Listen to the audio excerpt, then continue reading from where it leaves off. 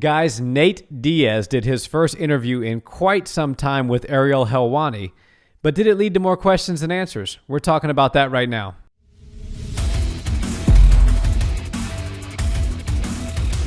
What's up, Barn Hill family? Welcome back to the channel. Yo. Guys, if you're new here and you love everything combat sports, please consider liking, commenting, and subscribing to our channel. And Nick, let's get right into it. This is Nate Diaz. He seems to keep himself in the headlines without doing a whole lot of fighting, without doing a whole lot of anything. He's just one of those figures in the sport that people just can't peel their eyes away from. That's for sure. I mean, for somebody that's been as inactive as he has and, you know, not winning all that many fights in recent history, he still just manages to overwhelm the headlines when he makes some waves. So he really certainly steals the headlines, and this latest interview with Ariel Helwani has been no exception to that rule. He said a lot of things in the interview without really saying much at all. Yeah. You know, he obviously, the takeaways were that he wants to fight at 165 or 170. Well, there's not a 165 division. There is a 170 division as it stands right now. And he wants to fight either Dustin Poirier or Charles Olivera. The second part of that comment, wanting to fight Poirier or Olivera, was what was particularly intriguing to me, specifically the Olivera fight, because I think that's a great matchup. And personally, I think that's a matchup that Olivera, it would favor him well, and it's one that would make him into a bigger star than he already is. And so in that sense, I think it's the match that Olivera deserves. Yeah, it's a great call out. If you're Olivera, that's music to your ears to hear that Nate Diaz, the top three, one of the biggest stars that the sport has today, is calling you out and wants to fight you. And he wants to fight you on your merit and that you're a real guy. Not like, oh, I think this guy's like a hype beast type of thing. You know, it's like the Jake Paul, Logan Paul thing. Everybody's calling them out that has no shot at getting the fight. And it's not because they're a real fighter. It's because they think they can go beat them up. Yeah. And Charles and Nate think that there would be a great fight for the fans. And I agree with them. It's funny because Nate seems like he's poaching 155ers out of their division, trying to get them to come up to 170 to fight him, but also sort of keep implications with their fights and the results of that in the 155 division. So it's kind of weird. He's always playing mind games, and he's kind of like an accidental genius when he comes to these marketing type of things, but I think he's onto something. It makes you wonder if he's like thinking this stuff through or if he's just being himself and it just comes out that way. He, like you said, an accidental genius is a perfect way to describe him. Yeah, he's like a marksman that fires from the hip but is always accurate. Yeah, that's a great description. And that was the part of the comment that I really took issue with, was the weight class. It makes no sense to me. The Charles Olivera fight makes perfect sense to me for a lot of reasons. One, because I think Charles Olivera is absolutely probably the most dominant guy in the division right now if Khabib is truly retired, albeit he's not the household name that Conor McGregor, Dustin Poirier, and Nate Diaz are. Right. So he's probably not going to get that mega fight for the belt next. So what it looks like they're going to do, and the discussion has been that they're going to do Conor versus Dustin sometime in late spring, early summer for the rubber match for the undisputed belt. And that leaves you with a couple of questions. What do you do with Nate Diaz? He wants to come back and fight seemingly.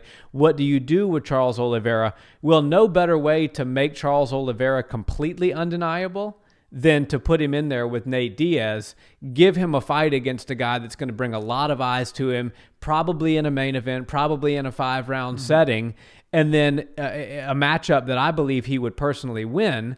And then, boom, he gets sort of bolstered into the stratosphere with his name recognition, and then he's ready to match up time-wise with the winner of Conor Dustin.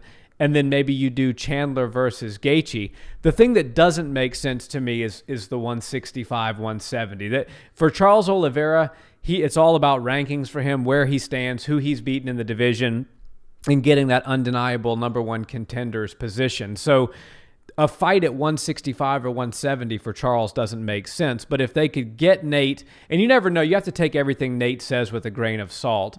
I believe Nate would fight at 155, and I believe he would fight Charles Olivera at 155.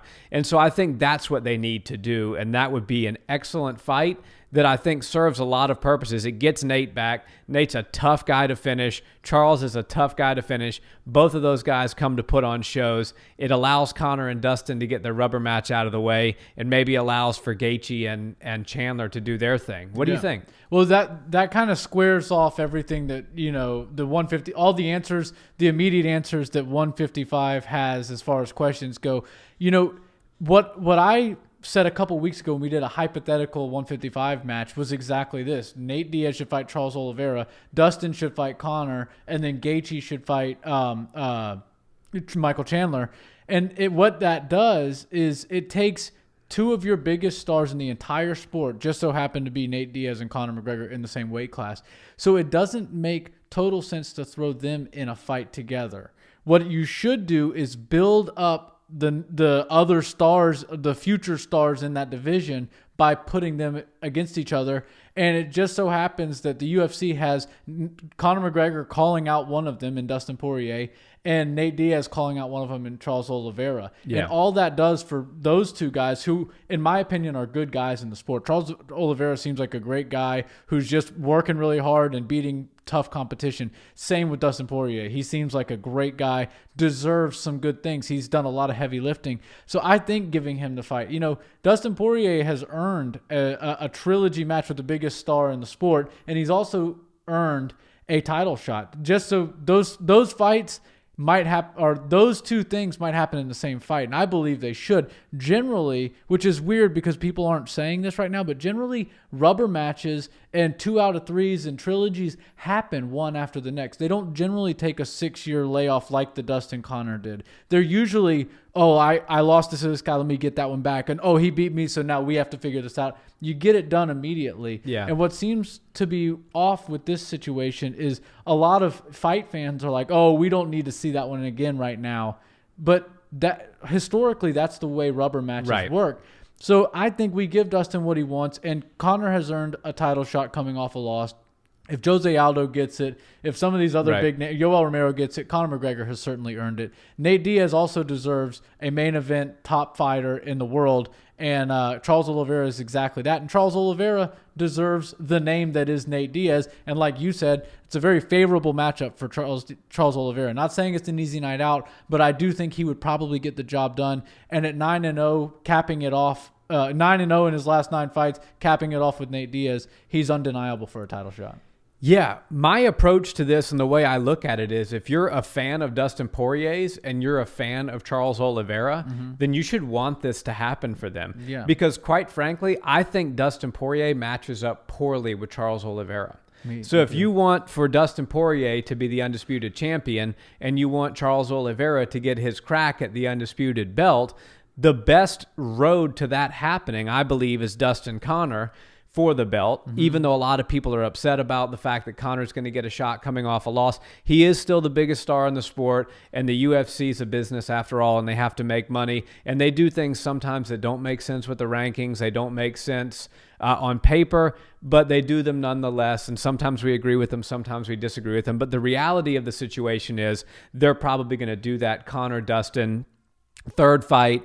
Depending on, I think now Khabib has said he's going to meet with Dana again in Vegas at the end of February.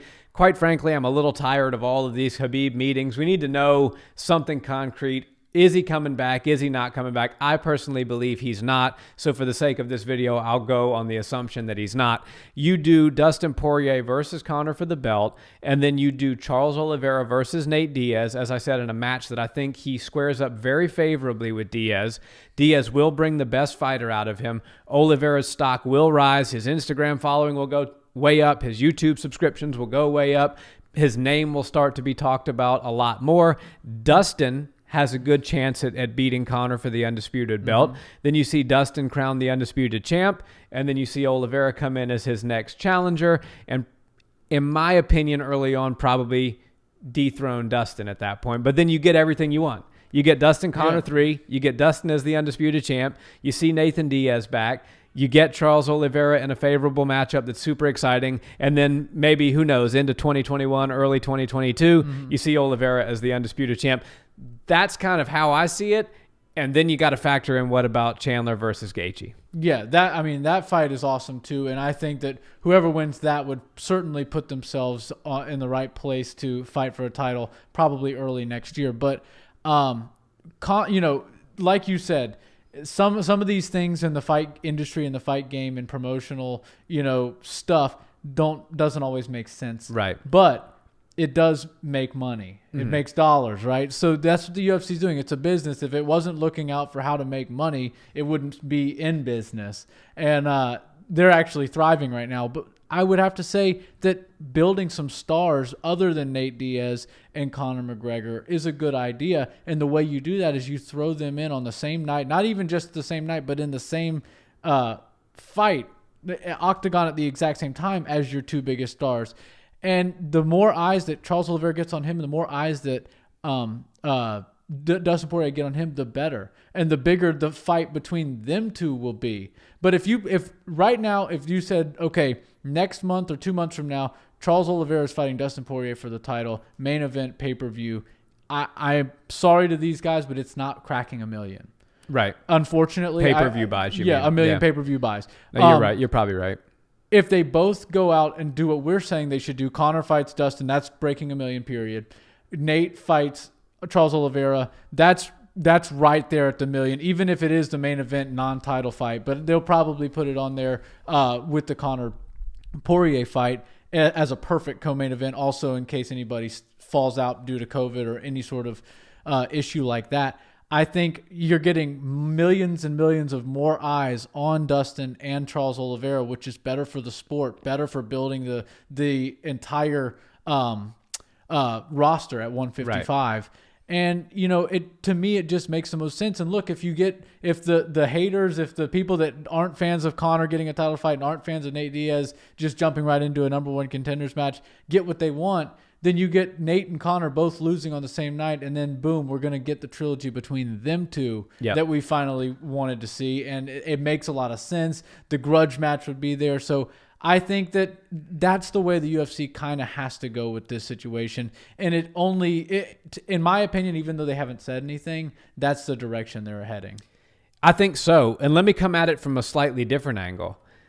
Everybody's saying Nate Diaz has reinserted himself into the picture, and a few people have said, should Nate Diaz get an immediate title shot? The general consensus is absolutely not. He shouldn't just come in and get an immediate title shot at 155. People would be up in arms about that, and probably rightfully so. But what if he beats Charles Oliveira? What if he starches Charles Oliveira, the guy that's on this monumental win streak right now that just took out Tony Ferguson in dominating fashion?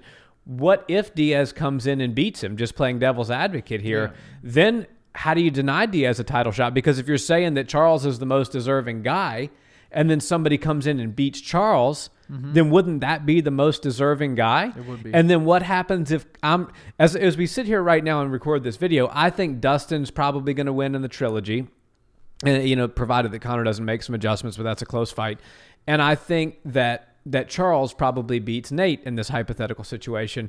But let's assume that I'm wrong on both of those, which is quite possible. Yeah. Let's assume that Nate Diaz wins and Conor wins. Then you have Nate Diaz versus Conor McGregor for the undisputed 155 belt. Talk about a mega pay-per-view. That could break records. That's Khabib and Conor numbers. That's huge fight numbers. And the UFC would love to see something like that happen.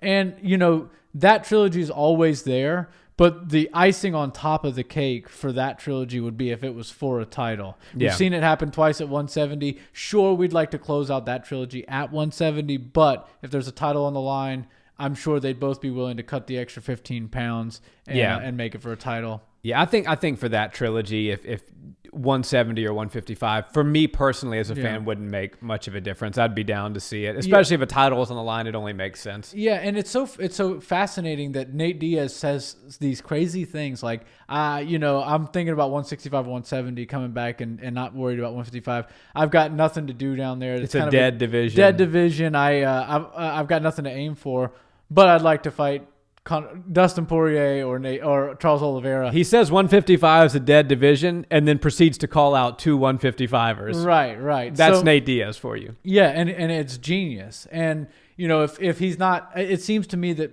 Jorge Masvidal is tied up, and that fight's not going to happen. I think maybe we will see them match up again later on. It's one of those things where we don't need to see it immediately. We can wait a few years until we need to pull the BMF title back out again, and Nate Diaz always has a seat at that table. But I think right now we're kind of forming this unofficial tournament, and it's not going to happen like a Grand Prix, but I think you put Dustin in there with Conor, he's earned that. Conor's earned it too. You put Charles in there with Nate, they've both earned that. You put Gaethje and Chandler in there. Chandler has earned a shot at a top guy, and Gaethje is that top guy that's saying, we know Justin Gaethje will fight anybody. Yeah, for sure. And also, if you're a fight fan, that's a fight you want to see. If you're a fight fan, you want to see Chandler versus Gaethje. Right. But let me ask you this. Like, let's say that Conor and Dustin fight for the undisputed belt, and then Nate and Charles fight, and Justin and Chandler fight. Does who fights for the belt next depend on style points and how a victory was had? And what I mean by that is, let's say Nate Diaz hypothetically grinds out a split decision against Charles, but Gaethje comes in and starches Chandler in the first round, or vice versa, Chandler starches Gaethje in the first round. Would the winner of that fight, in your mind, be elevated to the next title shot, as opposed to, Nate Diaz, who grinded out a split decision, or Charles Oliveira, who grinded out a split decision? Does the way in which they win alter or change your opinion as to who should get the next fight, or should it just be the winner of Diaz Oliveira? It does matter a bit, and one thing I'm more focused on when I'm thinking about number one contenders, and I never just say there's one number one contender, unless... Not at 155 for sure. Right. Unless the matchup between the champ and the number one contender has already been made, there are usually about 3 number one contenders. And if 1 or 3 of them are always booked to fight, what happens is if a guy has a 5-round war or a 3-round war, he needs a little more time than somebody coming off a win like how Michael Chandler just won. Michael Chandler could jump into a title fight next weekend, but... And the thing about that is, just quickly touching on that, I do think it bodes better in Chandler's favor that he turned around and accepted a quick turnaround fight against Olivera, and Olivera turned it down. Yeah, so I think that does come into play here, in my opinion. Listen, when the UFC calls you and they ask you to do something, just say yes. Even if it falls through, even if you wind up not being able to do it, they want to hear the words yes coming out of your mouth when they ask you to do something, because when they say, okay, never mind, we don't need you this time, but they'll call you again. If you say no, they know not to call you back. And look at how the timelines have lined up. Now, nothing is official yet, but Olivera said no last week, and then this week all the talk's been Conor versus Dustin, the rubber match in May. I don't think that's a coincidence. No. I think that the UFC is like, okay, Olivera was not willing to step in on short notice against Michael Chandler. Whether or not it was a good career move is kind of irrelevant. It's just a talking point about what it means to say yes when the UFC calls. And I do think that Michael Chandler is going to find himself in a title shot sooner rather than later if people keep saying no when the phone rings. At some point, you can't fault Michael Chandler for other people saying no. Right. If Michael Chandler has been in the organization for 6 months and he's done nothing but say the word yes and nothing but deliver when he's in the octagon. So the guy was there in Abu Dhabi, made weight, was ready to fight either Gaethje or Khabib. Then finally wound up fighting on the Conor card. 2 weeks later, they call him and say, "Hey, can you make weight? We want you to fight in 3 weeks against Charles Oliveira." He puts the fork and knife down on the steak that he's eating in Nashville, books a flight to Florida, heads back, says yes. And look, all these guys at the top 5 are talking about Chandler. They're all saying he hasn't earned the right to fight for a title. The UFC's going, okay, we understand where you're coming from there. How about you fight him? And if he beats you, maybe he does. And they go, well, I'm not going to fight him, but let somebody else do that. But he doesn't deserve a title fight. And he goes, well, okay, Justin, you haven't said yes to the fight. Charles Oliveira, you haven't said yes to the fight. Who do you want me to match this guy up with? He is now a top 5 fighter in the UFC's most stacked division, and we need to find him a fight. And if nobody's willing to fight him, then we got to put him in there with the champ. He's just passing you guys up as the number one contender simply by y'all saying no. And we're not disagreeing with you that he hasn't totally earned the UFC strap yet after one fight. But if none of y'all are willing to do it, then we have to move on. Yeah. I want to make a prediction and be one of the first to say it here on the Barnhill Brothers channel. It's a big if, but if Michael Chandler can become the undisputed 155 champion, I personally believe he's got the better shot than anybody at bringing Khabib out of retirement, and I'll tell you why. He's already been calling Khabib out. If he gets that strap, you better believe he's getting on the microphone and saying, guess what, UFC fans? I've always been the best 155er in the world. I just never had a chance to prove it. Khabib was always second to me, and then when I came, he left. And I think that alone, Khabib's not going to fight Dustin again. He's probably not going to fight Conor again. He's not going to fight Gaethje again. He's beaten all those guys. Charles, maybe, depending on, how things shake out for Charles. But I think if there's any one fighter that could bring Khabib back, maybe besides George St. Pierre, and that gets tossed around a lot, it would be Michael Chandler, only as the champion. Yeah, I agree with you. I didn't see that being in the realm of possibilities when Michael Chandler signed with the UFC, and I didn't see it up until the night he finished Dan Hooker, and he did really well on the microphone. Then the next week on Ariel, he did really well in his interviews, and everything he's doing well. And he's kind of got a couple taglines. He's kind of got the Captain America vibe, and it is just working for him. And honestly, I think Khabib really does care about his camp. It cares about the guys that he grew up with. Islam Makhachev being one in particular that sticks out to me. I think Khabib really sees him being capable of being a champion and wants him to achieve that. So I do see that Khabib's not going to hang around for multiple years and wait. Yeah. But in about a year and a half or so, if Michael Chandler's a dominant force at 155, looking like a world beater like Khabib looked, and still saying all the right things, that's the recipe for getting Khabib out of retirement. But he's with the caveat that unless Makhachev has risen to the top 5 and is challenging for a title, Khabib won't jump in on his boy and take that shine. He'll let Makhachev do it. And so I think a lot of that will kind of ride on where Islam Makhachev goes from here. Yeah, and I think that basically has to do with what if Khabib's going to come back, that's what he's going to come back for. Like you said, he's not going to come back for guys he's already beaten, finished, kind of one-sided. And he hates Conor. You know what I mean? Like the Conor fight was the most competitive of all of them, but they just can't seem to get it right. It's a huge pay-per-view when they do put them together, but I just don't see that fight happening again. Yeah, it's your business partner when you're going in on a fight like that, and those two aren't really made to do business together. And unfortunately, as fight fans, we'd love to see it happen again. Although I do think that Khabib would probably still get the better of that fight. I don't need to see it again. I'm cool without seeing it again. I'd rather see Michael Chandler versus Khabib than Conor versus Khabib too, because Michael Chandler seems like he's fighting for his life in every second and he's taking all the opportunities and he's seizing moments. And there's just something about Michael Chandler that's clicking and it's working, and he seems like an unstoppable force right about now. He certainly does. Well, guys, let us know what you think about Nathan Diaz. Did you like the interview? Did you have a chance to listen to it?